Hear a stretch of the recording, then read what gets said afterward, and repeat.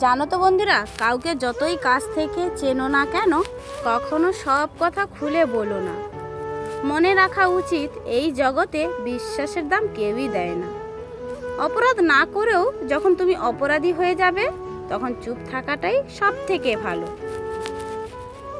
কারণ চিৎকার করে কখনো নিজেকে নির্দোষ প্রমাণ করা যায় না।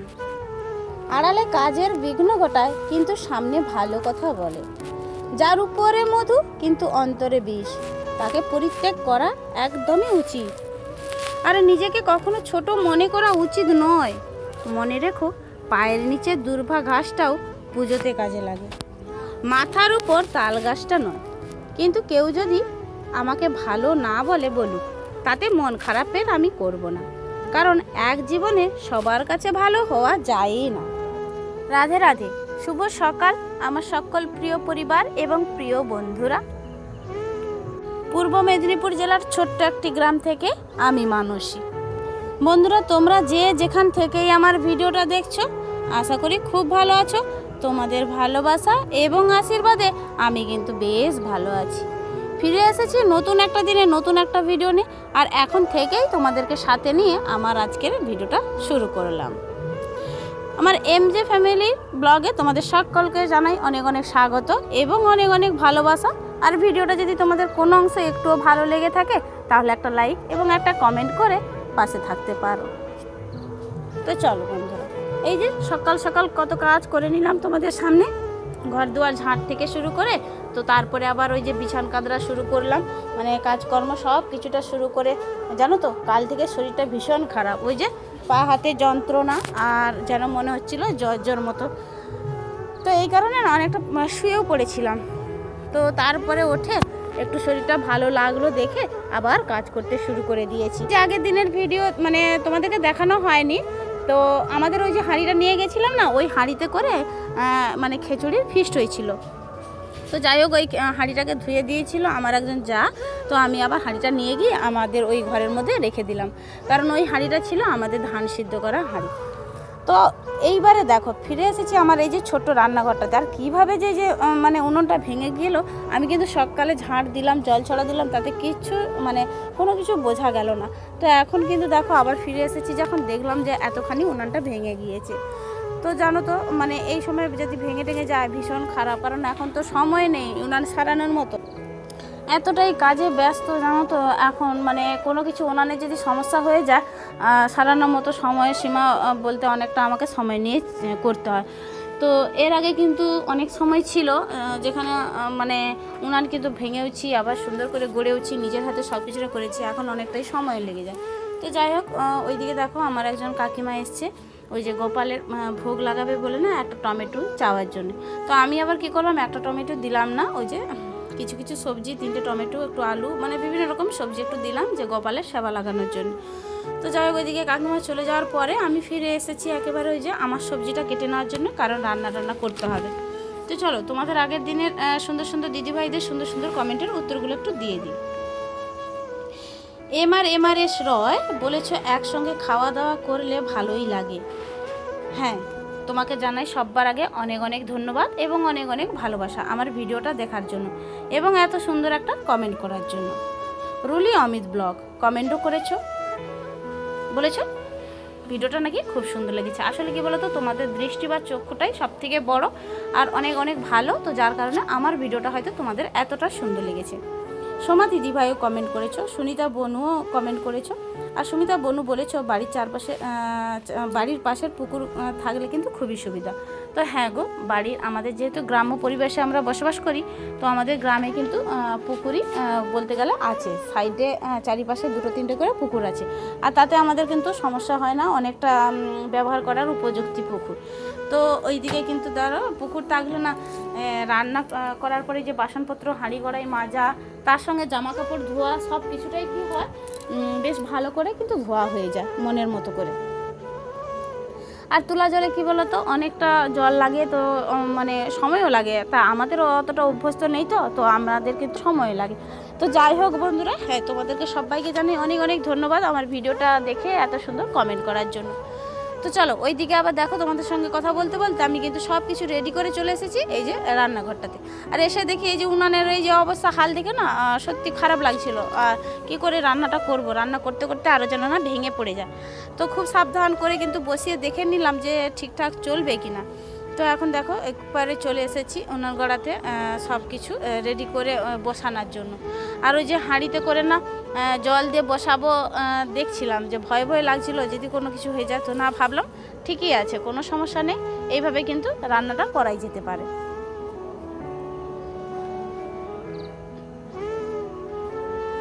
তো ভাবছি রান্না বান্না করে একেবারে উনুনটা সারবো, কিন্তু জানো তো এতটাই গা হাতে যন্ত্রণা হচ্ছে, মানে ভালোই লাগছে না। তো তোমাদের সামনে আবার ভিডিও মানে এই যে ক্যামেরা করা, পরে এডিটিং করা, ভয়েস দেওয়া, জানো তো বন্ধুরা যারা আমরা এই যে ছোট ছোট ইউটিউবার, তো প্রত্যেকেরই কষ্ট হয়। আর প্রত্যেকেরই শরীর বলে কোনো বস্তু আছে, আর শরীর খারাপ হতেই পারে। আর যখন শরীর খারাপ থাকে না, সত্যি আমাদের ভীষণ কষ্ট হয় গো।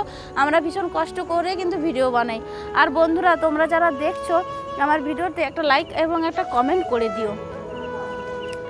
আর জানো তো বিশেষ করে কি বলো তো, আমি কিন্তু যেসব বন্ধুরা আমার মানে ইউটিউবের বন্ধু, তোমাদের কিন্তু প্রত্যেকেরই আমি ফুল ওয়াচ করেই কিন্তু ভিডিওটা দেখি। আসলে কি বলো তো, একটা ভিডিওর মধ্যে যদি ফুল ওয়াচ করে না দেখা হয় না, তাতে কিন্তু থাকে না। তো সেই কারণে হয়তো আমাদের শত কাজ থাকে, তো আমরা কি করি বলো তো, ভিডিওটাকে চালিয়ে রেখেও কিন্তু আমরা কাজ করতে থাকি। তো আশা রাখছি বন্ধুরা তোমাদেরও এইভাবে করবে, কারণ যারই ভিডিও দেখো না কেন ফুল ওয়াচ টাইম পূরণ করেই দেখবে।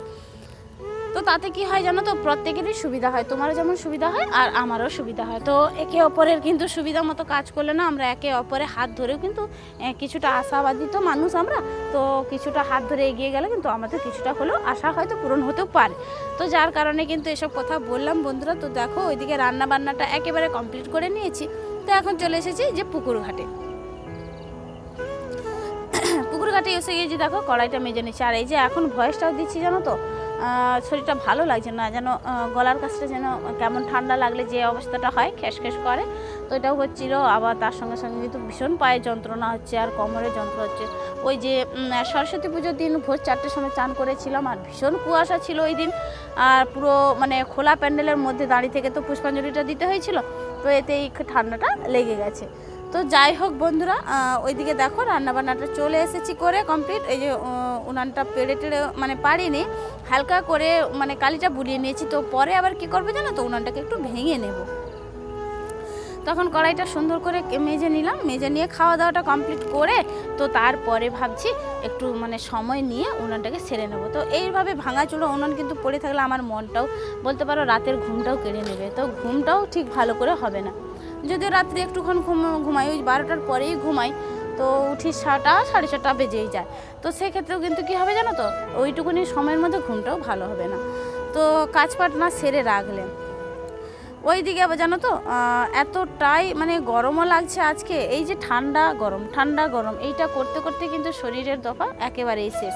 তো যাই হোক রান্নাটা করে এসে এতটাই গরম লাগছিল আর টিকতে পারছিলাম না। এসে আবার সেই 5 মিনিট ধরে না ফ্যান চালিয়ে দিয়েছিলাম।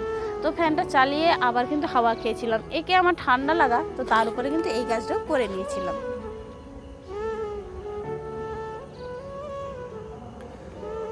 আর বন্ধুরা দেখো তোমরা এই যে আমার মুখ চোখ দেখলেও হয়তো বুঝতে পারবে যে আমি কতটাই অসুস্থ, মানে ঠিক মতো কথা বলতে পারছি না, আর ঠিক মানে ভালো লাগছে না কোনো কিছু কারোর সঙ্গে কথা বলতে, মনের মতো করে একা করেই কাজটা করে যাচ্ছি। আর ওইদিকে দেখো খাওয়া দাওয়াটাও কমপ্লিট করে নিয়েছিলাম, মানে যেইটুকুনি খেতে ইচ্ছে করছিল না, তো না খেলেও নয়, একেবারেই এতটুকুনি ভাত খেয়েছিলাম। তো ভাত খেয়েও কী করলাম দেখো, উনানটা সারতে বসে গিয়েছি। আর ওই যে উনানটা সেরে নিচ্ছি, ওই যে সাইড থেকেই যেন একেবারে ভেঙে গিয়েছে, আর কারণটা কি বুঝতে পারছি না। তো আমার যেটা মনে হচ্ছে ধারণা, ওই যে কয়েকদিন ধরে আমার একজন যা মানে ভাগ করেছে, আর আসলে কী বলতো ওদের তো অনেকজন, তো বড় হাঁড়ি, তো ওদের হাঁড়ি করাই, তো যাই হোক আবার আমাদের দুজনের চাল একসঙ্গে নিয়ে হাঁড়িতে করে না ভাত করেছিল। তো হয়তো ওই কারণে কোনো কিছুতেই মানে আঘাত লেগেছিল নাকি আমি ঠিক বুঝতে পারছি না, তো তবে ভেঙে গিয়েছে উনানটা, এটা আমাকে সারতে হচ্ছে। তো ওইদিকে দেখো আমি কিন্তু সারতে বসে গিয়েছি, আর উনান কিন্তু সারতে বেশ সময় লাগে কিন্তু, আর সেটা হয়তো আধ ঘন্টা বা 1 ঘন্টা সময় লেগে গিয়েছিল। তোমাদের সামনে তো আর এত বড় করে ভিডিও দেখানো যায় না, কারণ তাহলে তো ভিডিওটা আমার হবেই না। তো ওইদিকে কেটে কেটে কিন্তু একটু সময়ের মধ্যে দেখালাম, যেন মনে হচ্ছে কম সময়ের মধ্যে হয়ে গিয়েছে। আসলে তা না গো, একটা উনান তৈরি করা, মাটির যে কোনো জিনিস তৈরি করা না অনেকটা সময় যায়। আর জানো তো বন্ধুরা, এক সময় কিন্তু আমি এইভাবেই মানে উনানটাই করতে পারতাম না, আর মানুষের কাছে হেল্প তো দূরের কথা, মানুষের সাহায্য মানে পাশেই আমি মানে দাঁড়াতে দেখলাম না মানুষকে। তো যাই হোক, একেবারেই যে পাচ্ছিলাম না, না তা নয়, হয়তো কেউ একজন তৈরি করে দিয়েছিল উনানটা, সেটাকে দেখে দেখে দেখে দেখে কিন্তু নিজের মস্তিষ্ক কিন্তু এনে এনে কিন্তু আমি কিন্তু এখন বেশ শিখে গিয়েছি উনান তৈরি করার জন্য। আর এই উনানটা জানো তো আমার নিজেরই হাতে তৈরি উনান গো। তবে আগে যেটুকুনি সময় ছিল, অনেকটা মানে সময় নিয়ে কিন্তু উনান ভাঙতাম, আবার সুন্দর করে গড়েও নিতাম। এখন এতটাই ব্যস্ত হয়ে গিয়েছি, ও তারপরে আবার বলো তো, এই যে আমরা একটা চ্যানেল করেছি, তো এর মধ্যে একটা ব্যস্ততা থাকে। তো এই কারণে না, এই যে উনান টুনান একটু যদি কোনো কিছু হয়ে যায়, খুব ভীষণ মন খারাপ করে। ওইদিকে দেখো ফাইনালি কিন্তু আমি উনান টুনান সব পেড়ে নিয়েও দেখো সুন্দর করে নাতা দিয়ে দিচ্ছি। পুরোটা একটু ধরে একটু নাতা দিয়ে দিলাম, কারণ সেই যখন একটু নাতা দিলাম, একটু ভালো করে নাতাটা দিয়েও দিই, এই বলে কিন্তু আমি নাতাটা দিয়ে দিয়েছিলাম। তবে হ্যাঁ, শরীরটা কিন্তু ভীষণ খারাপ, তো তার উপরেও কিন্তু এত সব কাজ করতে হচ্ছে। আর কে বা করবে বলো, একার হাতে একার সংসার, একাকেই তো সব কিছু করতে হয়, সব A to Z সব কিছুটাই কিন্তু নিজেকেই করতে হয়। তো যার কারণে কিন্তু শরীর খারাপ হোক আর যাই হোক, এতে কিন্তু আমাদের কাজ কোনোদিন থেমে থাকে না। ওনাটা কেমন লাগলো একটু কমেন্ট করে জানিও। তো দেখো বন্ধুরা, একেবারে ফিরে এসেছি বিকেলবেলা। কাজটা সেরে বসেও ছিলাম, ভালো লাগছিল না জানো তো। তো তারপরে আবার ওইদিকে দেখো সবাই মিলে আমাকে টেনে নিয়ে চলে এলো। ওই যে খেলা হচ্ছিল আমাদের সরস্বতী পুজো উপলক্ষে, মানে আমার পাশের পাড়াতেই আর কি। তো ওইদিকে কিন্তু সবাই মিলে আমাকে ধরে নিয়ে এলো যে চলো চলো বলে, হ্যাঁ চলেও এসেছিলাম। আর এই যে মানে আকর্ষণীয় খেলা বলতে পারো, পাইপ দিয়ে বল তোলা প্রতিযোগিতা, এটা কিন্তু মানে প্রথমেই আমি খেললাম। আর এই যে দেখো মানে যারা মানে টেকনিকটা জানে তারা কিন্তু বেশ সুন্দর করে খেলছিল। আর এখন দেখো আমারই পালা, দেখো বন্ধুরা আমিও কিভাবে খেলতে আছি। তো এইদিকে দেখো পাইপ দিয়ে কিন্তু মানে নিঃশ্বাসটাকে খুব জোর করে ধরে কিন্তু বলগুলোকে তুলতে হয়। তো এই খেলাটা কিন্তু ভীষণ আকর্ষণীয় খেলা হচ্ছিল। ওইদিকে আমি মানে সন্ধে দেখাবো বলে না, আমার নামটা আগে হাঁকি দিয়েছিল, আমি কিন্তু খেলে একেবারে চলে এসেছি সন্ধে দেখানোর জন্য। সন্ধে দেখিয়ে দেখো প্রদীপটাও এখনও পর্যন্ত জ্বলছে, মানে সন্ধে দেখানোর প্রমাণ এখনও প্রদীপটাও জ্বলছে। আমি রুটিটা বানাতে বসে গিয়েছি, আর আজকে হবে রুটি তৈরি করে নেব। আর ওই যে একটু মানে সবজি আছে, বিনস আলু এবং গাজর একটু ভাজা করে দেবো তোমাদের দাদাভাইকে। আমার আবার রুটির সঙ্গে কোনো কিছু প্রয়োজন হয় না, যেখানে গুড় আছে বা দুধ আছে। তো যাই হোক, আমার একটু চা দিয়ে খেয়ে নিলে এটাই যথেষ্ট, আর কোনো কিছু দরকার নেই। আর ওইদিকে জানো তো দুপুরবেলা কিন্তু ভাত খেতে পাচ্ছিলাম না, খুবই অল্প পরিমাণে ভাতটা খেয়েছিলাম। আসলে শরীরটা তো ভালো ছিল না, মানে খাওয়ারই এনার্জি ছিল না, তো যার কারণে অনেকটা তাড়াতাড়ি খিদে পেয়েছিল। আর আমি ভাবলাম যে 2 পিস রুটি তৈরি করে একটু চা দিয়ে খেয়ে নিই, তো তারপরে কিন্তু রুটি বানাবো বাকি সব। এই বলে না আগে কিন্তু 2 পিস রুটি ভাজতে বসে পড়েছি তাড়াহুড়ো করে, ভেজে কিন্তু একটু চা দিয়ে খেয়ে নেব। তো বলতে পারো এই যে চা দিয়ে 2টো রুটি খাওয়া, এটাই কিন্তু আমার রাতের খাবারই শেষ বলতে পারো। মজার কথাও বলতে পারো বা হয়তো মানে দুঃখের কথাও বলতে পারো। আসলে কি বলতো, রুটি খেলে আমাদের অ্যাসিড হবেই হবে, সেটা আমাদের একেবারে নিশ্চিত। তবু কিন্তু আমাদের চা দিয়ে রুটি খাওয়াটা ভীষণ লোভনীয় জানো তো। তো যাই হোক, ওইদিকে কিন্তু রুটিটা আর বাকি রুটিগুলো আমি ভেজেও নিলাম। বন্ধুরা, আজকের ভিডিওটা কেমন লাগলো একটু তোমরা লাইক এবং একটা কমেন্ট করে দিও। আর ভিডিওটা যদি আরও বেশি ভালো লেগে থাকে তাহলে আরও বেশি বেশি একটা কমেন্ট করে দিও, খুব ভালো ভালো। তো চলো, ভিডিওটা আর বেশি কন্টিনিউ করতে চাই না, এখানেই সমাপ্ত রাখতে যাচ্ছি। ফিরে আসছি নতুন একটা দিনে নতুন একটা ভিডিও নিয়ে।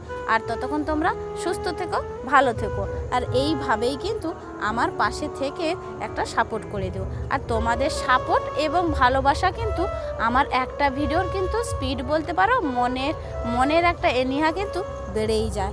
তো চলো, আর বক বক না করে আজকের ভিডিওটা এখানেই শেষ করলাম। রাধে রাধে।